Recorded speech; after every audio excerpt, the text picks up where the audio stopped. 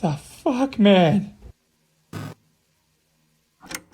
No, not like that.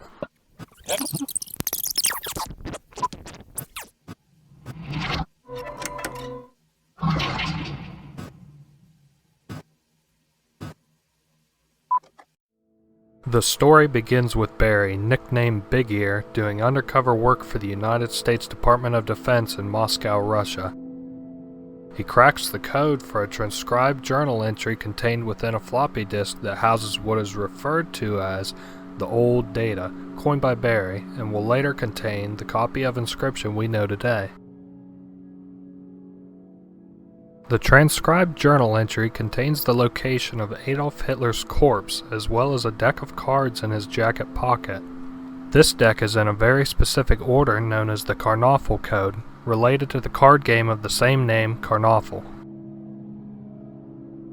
Barry's plan is to transport the disk containing the old data along with him to West Berlin, where presumably Adolf Hitler's corpse is located, then to travel from Berlin to Boston. Unfortunately, within hours of recording his findings and preparing to leave the USSR, Barry was arrested. Before Barry was arrested, however, he shipped a crate full of empty floppy disks, and the disk containing the old data headed to first Berlin and then the States. Barry would later return to the States, where he would eventually have a grandson named Lionel Snill.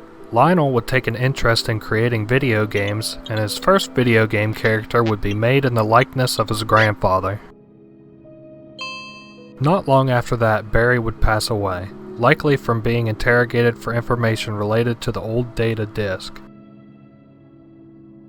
The shipping of the old data disk to the States was handled by Kaminsky Manufacturing, owned by one Mr. Kaminsky. It would seem that as a cover for the information contained on the old data disk, game producer Gamefuna was to develop a video game over the disk without any employee's knowledge of the secrets the disk contained. Gamefuna uses the software GameWorks to create their games, and we'll see many more references to this software later in the timeline.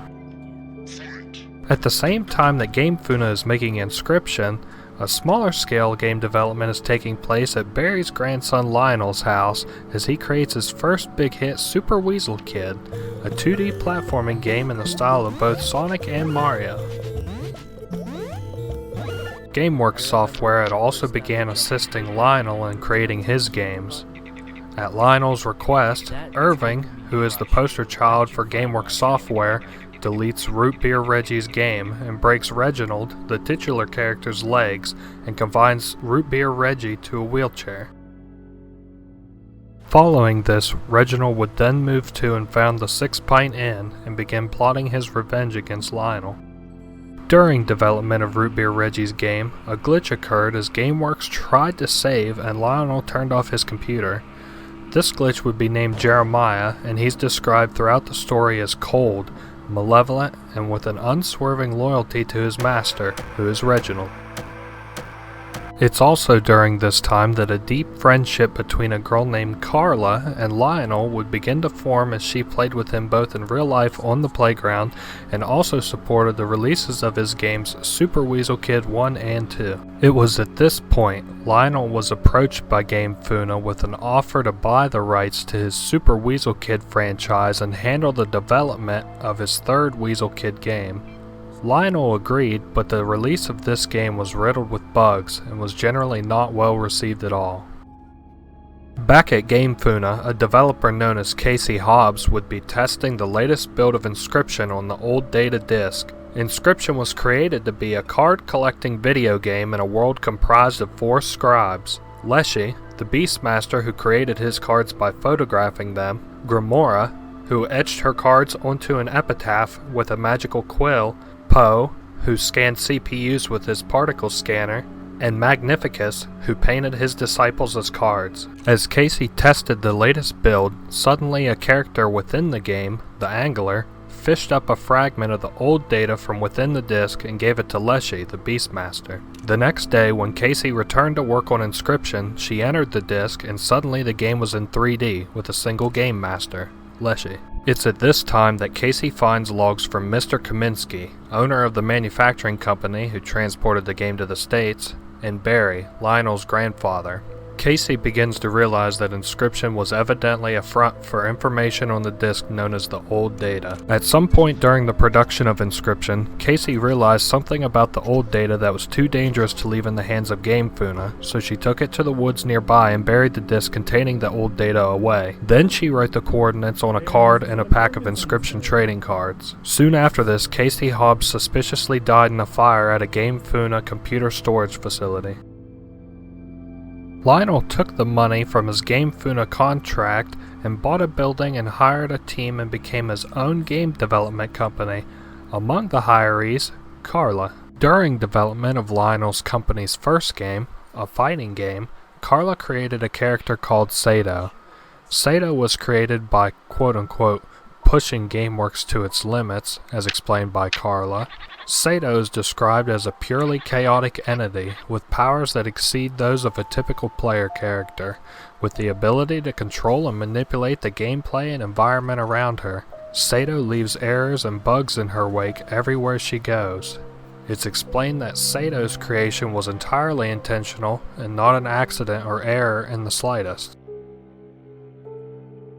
Lionel finished creation on his company's new fighting game titled Combat Arena X, and then he sold this to Gamefuna after production was complete. Lionel took all the money that he'd made across both of his successful titles and put it all into his third game called Secrets of Legendaria, a typical turn-based role-playing game in the style of something similar to Final Fantasy. He pushed his team to the absolute limit, and because of this, during development, Carla intentionally left bugs in the game to sabotage the release. On the release day, to an audience of hundreds of thousands, Secrets of Legendaria bombed. Lionel took the money that was to be given to his employees as severance packages and ran. He moved south and started work on his fourth game titled Waste World, a turn-based post-apocalyptic strategy in the styling of traditional Fallout games. Lionel left this game half-finished, and the contents were leaked online where modders continued development. Lionel saw this as a theft and mockery of his work and sent cease and desist orders halting any further production on Wasteworld. In the digital world, Beer Reggie's plan of revenge was almost complete. Reginald had collected the heroes from all of Lionel's previous titles under one roof: Super Weasel Kid, Bryce, Chandrell, Rust, and two new unmet players as of yet called Lazarus and 3 question marks, or 3Q as he'll be referred to in this video. Lazarus was an NPC from Secrets of Legendaria turned into a playable character for Lionel's 5th game series worked on, Vicious Galaxy. Lazarus, Jeremiah, Super Weasel Kid, and other NPCs from various games in Lionel's history launched an attack on GameWorks' digital HQ with the intention to steal an artifact of immeasurable power known as the Hex. The Hex is described as an artifact that allows characters from the digital world access to the real world, although the full strength and potential of this artifact isn't as of yet known. During the assault on GameWorks, things go awry and Super Weasel Kid flees, and every other NPC present besides Lazarus and Jeremiah are dead. The new plan Jeremiah concocts is to free a dangerous NPC from GameWorks' NPC detention center, Sato. After springing Sato and being transported to the basement of GameWorks, Lazarus battles Sato and leaves with the Hex. Irving at this point warns Lionel that the Hex has been stolen from GameWorks HQ and that Lionel may be in danger. In response to this, Lionel contacts Carla one last time with the request for her to add a file to a game she makes in the future. This file, titled Lionel.exe, is an early prototype build of Walk, a future game that Lionel will create. In Lionel.exe, Lionel creates a tribute to and apologizes to Reggie for deleting him. Lionel.exe is also a backdoor for Sato.exe to install itself on any computer that runs the Walk prototype. Irving does an investigation and tracks Lazarus to the 6 Pint Inn and makes an attempt to arrest Lazarus, but Lazarus shoots and kills Irving. Following this, the last character in Reginald's plan, 3Q, is manipulated by a player character into playing Lionel Snell's final game called Walk. At the climax of Walk, Reginald, Jeremiah, all the main characters from Lionel's previous games and Sato are gathered along with the Hex artifact to perform the ritual that brings digital characters into the real world. Reginald then chokes and kills Lionel at his computer, and Reginald, Jeremiah, and Sato are released into the real world.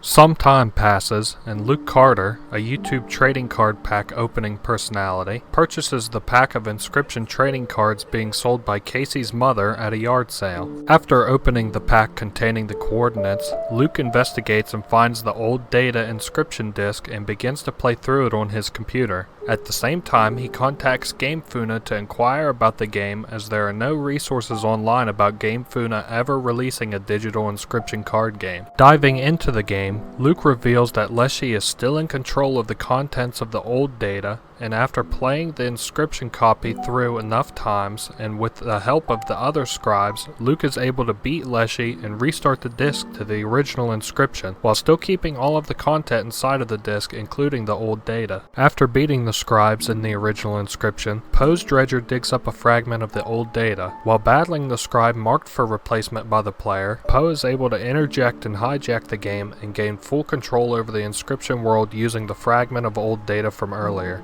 During the hijack, the other three scribes were able to escape unscathed on a raft Leshy had constructed. Following this, Luke is confronted in the real world by a character who calls herself Amanda, actually Sato in disguise, who is there to reclaim the Inscryption disc. Amanda interrogates Luke for the disc, but Luke says he doesn't have it and asks Amanda to leave and not come back. Take care. Back in the digital world, Poe plays against the player character, getting them ready for what Poe calls the Great Transcendence, which involves taking pictures of the game board, creating cards and enemies, allowing disc access to Poe, and connecting to the internet.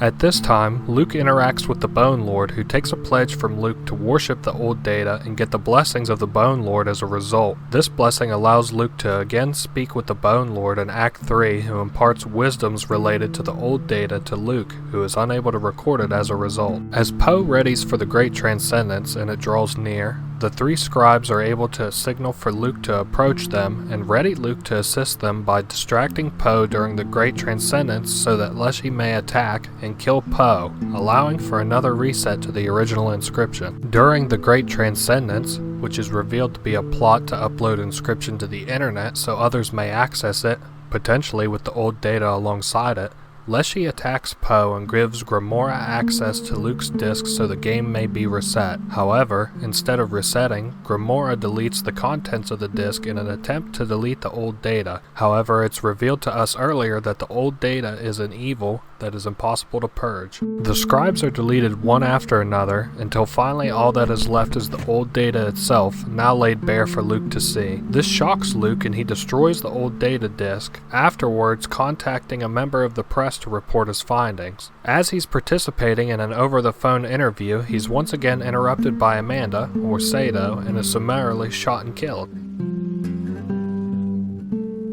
Amanda takes the remains of the Inscryption disc and likely destroys all relevant information to the old data on Luke's computer and leaves. Poe then continues and completes the Great Transcendence by uploading his copy of Inscryption to the internet. And that's the story of the Hex and Inscryption universe as we know it so far. I hope you enjoyed and will continue to enjoy as I put out more and more Inscryption related content and theories. Thank you for watching, and good luck out there, card gamers.